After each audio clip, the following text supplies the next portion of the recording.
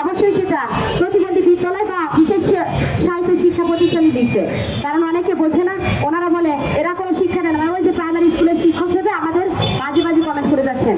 আমাদের খারাপ লাগে ভাই, যাদের পেটে আছে, যাদের খাবার আছে তাদের জন্য খাওয়া বাড়তে বলেন, আর আমাদের যে খাওয়া নেই আমাদের জন্য চড়াইতে যান, এই ক্ষুধা তো আর সহ্য হয় না।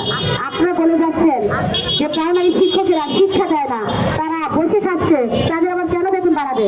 আরে ভাই, আমরা তো সেই শিক্ষক না, আমরা প্রতিবন্ধী বিদ্যালয়ের শিক্ষক, তাই না?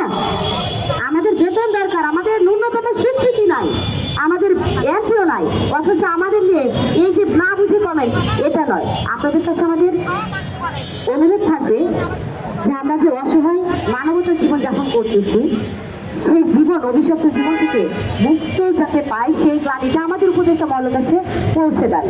আজও আমরা শান্তপূর্ণভাবে আমাদের অধিকার আদায়ের জন্যই আজও এখানেই আসছি। আমরা যেহেতু বিশেষায়িত সম্পন্ন ছেলেমেয়ের শিক্ষক, আমরাই পারি এই রাষ্ট্রকে গড়তে।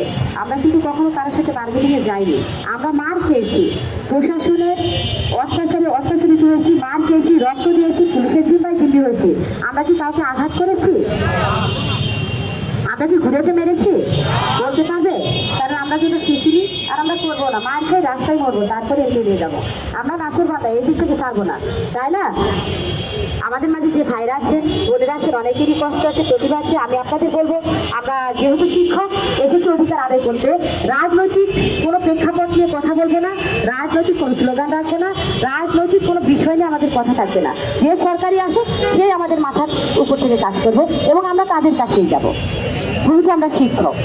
কাজে আমাদের চাওয়াটা এরকমভাবে হবে, আমরা প্রশাসন বা যে কোনো বিষয়কে কটাক্ষ করে কথা বলবো না, কারো শিক্ষাগত যোগ্যতা নিয়ে কথা বলবো না।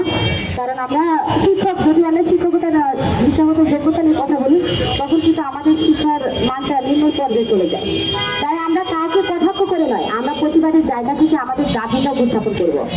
আমরা যারাই আছি এখানে, আমরা গানও গাইতে পারি, কৌতুকও করতে পারি, শুধু আমাদের প্রতিবন্ধী বিদ্যালয়ে যে আমরা বিনোদন দিয়ে আমরা ছেলেমেয়েদের একটা সমাজে মূল ধরে আনতে পারি, সেই জায়গাগুলো আমরা তুলে ধরবো।